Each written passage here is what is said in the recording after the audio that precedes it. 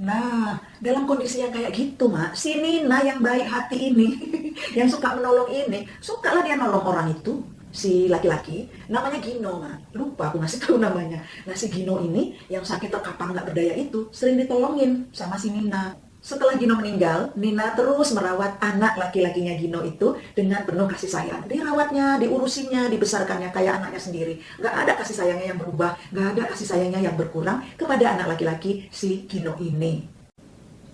Assalamualaikum, halo Ma, apa kabar? Makasih ya Ma yang udah klik channel Mama Happy. Udah subscribe Ma? Kalau belum subscribe ya Ma, biar pecah telur Ma. Kita kan kawan Ma.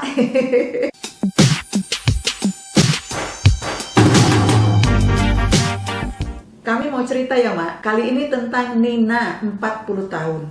Nina ini anak ke-9 dari 11 bersaudara. Anak zaman dulu kan banyak-banyak kan saudaranya kan Mak. Nggak kayak sekarang, paling 2-3 ya kan Mak.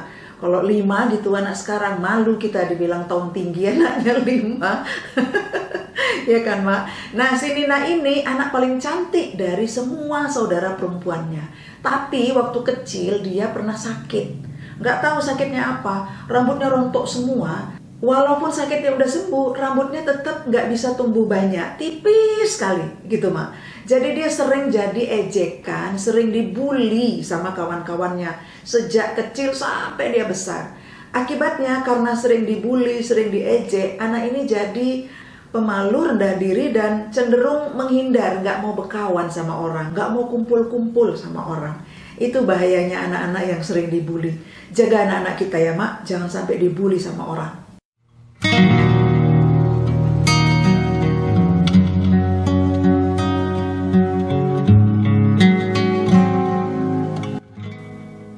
Hinaan dan cacian masa si Nina masih kecil itu ternyata membekas dalam hati, dalam pikirannya, dan itu membentuk kepribadian Nina. Satu sisi orangnya minder, tapi kan Mak, satu sisi ini orang, si Nina ini jadi pribadi yang suka membantu, suka menolong, suka memberi pertolongan gitu sama orang.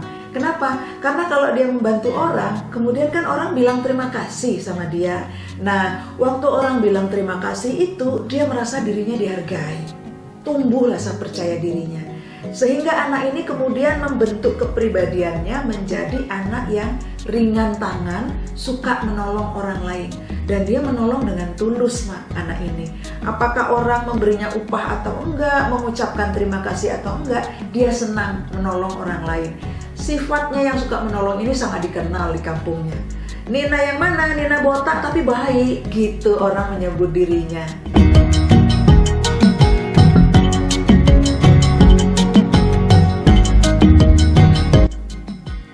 Nah, si Nina ini rumahnya bertetangga dengan sepasang suami istri orang situ yang istrinya datangnya dari Jambi, perantauan dari Jambi.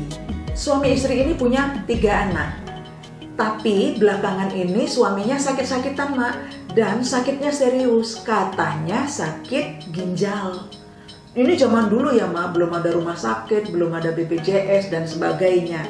Nah ketika suaminya makin hari makin gak bisa ngapa-ngapain karena sakit ginjal itu, entah kenapa cekcok mereka.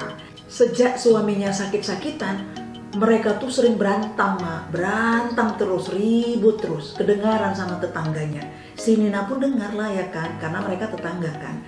Katanya istrinya itu gak sanggup ngurusin lakinya yang sakit-sakitan terus itu. Gak bisa kerja, bolak-balik ke rumah sakit, biaya rumah sakitnya mahal. Zaman itu belum ada BPJS Mak. Gak sanggup katanya istrinya ngurus lakinya yang sakit-sakit terus. Berantem terus orang itu Mak. Hingga puncaknya suatu hari istrinya memutuskan pulang ke Jambi Mak. Pisah orang itu, cerai. Tapi nggak cerai di pengadilan, mereka cerai baik-baik aja gitu. Udahlah kita pisah lah, aku nggak sanggup ngurusin kau, katanya gitu. Pulang dia ke Jambi, dibawanya 2 anaknya dari 3 anaknya kan. Yang paling kecil anaknya yang laki-laki tinggal, diuruslah sama lakinya. Ya tapi entah cemana lah lakinya ngurus, orang dia pun sakit. Tapi tetap ditinggal sama istrinya. Dan anaknya yang paling kecil laki-laki dibiarkan ikut bapaknya.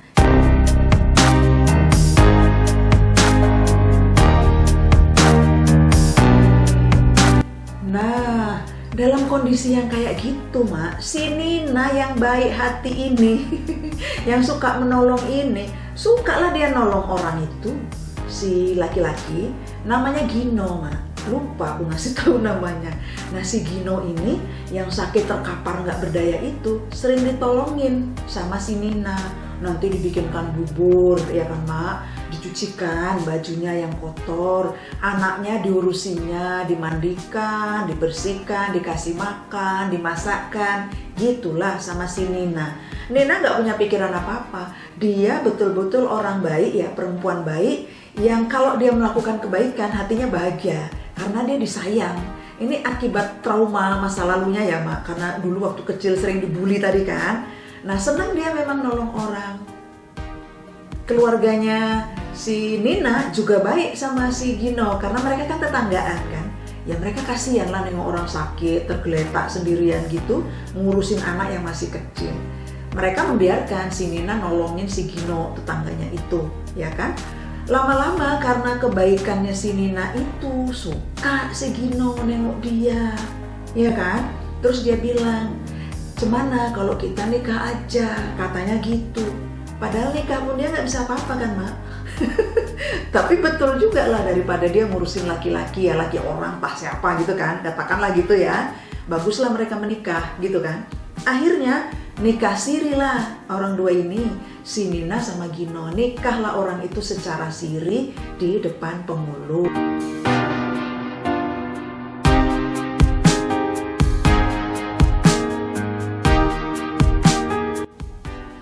Setelah menjadi istrinya Gino, setelah dia menikah sama Gino 5 tahun, Mak, Nina mengurusi Gino dengan penuh kasih sayang.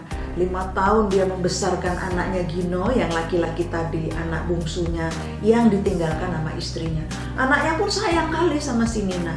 Malah dia menganggap inilah mamanya gitu kan. Karena mama kandungnya kan gak open sama dia. Ditinggal anaknya kan. Tapi ternyata nasib takdir berkata lain. 5 tahun diurusin sama Nina dan mereka nggak punya anak, nggak bisa ngapa-ngapain. Si Gino itu mah nggak bisa ngapa-ngapain, orang sakit ginjal. Ngerti kan, Mak, maksudnya? Ngerti kan, Mak, maksudnya? Nah, 5 tahun diurusin Nina, akhirnya Gino meninggal dunia. Nggak bisa diselamatkan, sakit ginjalnya makin hari makin parah, nggak dapat perawatan medis dengan baik, atau memang udah takdirnya ya kan, Mak, meninggal lah si Gino. Setelah Gino meninggal, Nina terus merawat anak laki-lakinya Gino itu dengan penuh kasih sayang. Dirawatnya, diurusinnya, dibesarkannya kayak anaknya sendiri. Nggak ada kasih sayangnya yang berubah, nggak ada kasih sayangnya yang berkurang kepada anak laki-laki si Gino ini.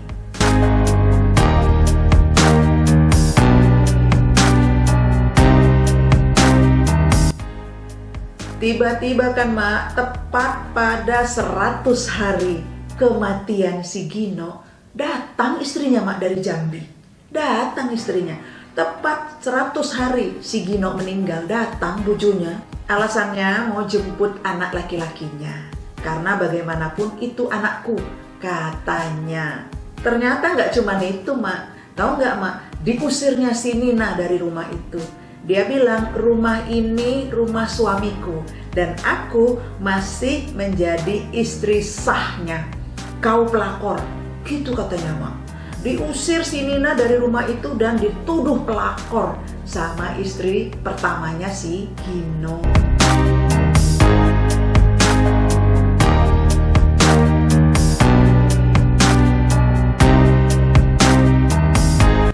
Sedih kali Nina, Mak.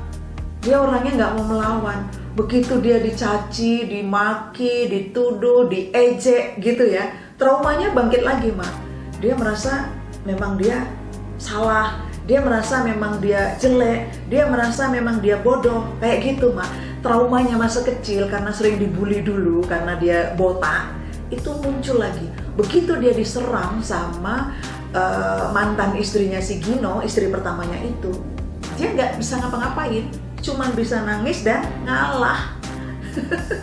Diusir dia dari rumah itu, pergi dia.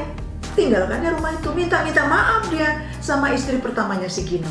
Padahal istrinya itu pergi 5 tahun ninggalkan lakinya, kan Nina yang ngurusin sampai kemudian mereka menikah. Bukan pelakor dia, ya kan Mak?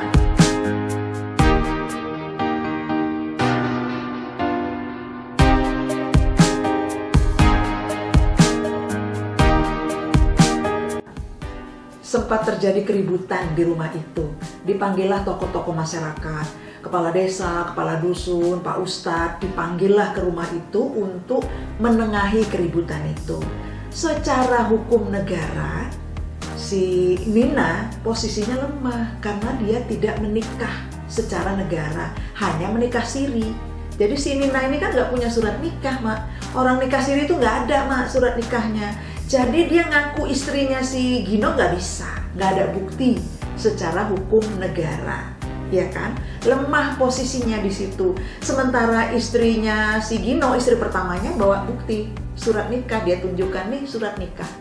Aku istri sahnya si Gino, rumah ini milikku. Dia bilang, kau pelakor, kau nggak berhak tinggal di rumah ini. Orang-orang nggak bisa berbuat apa-apa, nggak bisa membela secara hukum. Nggak bisa membela Nina secara hukum. Ya kalah lah Nina, angkat kaki lah Nina dari rumah itu. Berangkatlah, ditinggalkannya lah rumah yang 5 tahun dia tempati. Dia merawat dengan penuh kasih sayang suaminya yang menikahinya secara siri. Anaknya dia urus sampai besar. Ditinggalkan umur 3 tahun, sekarang udah 8 tahun, Mak. Gimana, Mak, pendapat Mama? Nikah siri ya memang kayak gitu risikonya, Mak. Sah secara agama, iya. Nikah siri sah secara agama.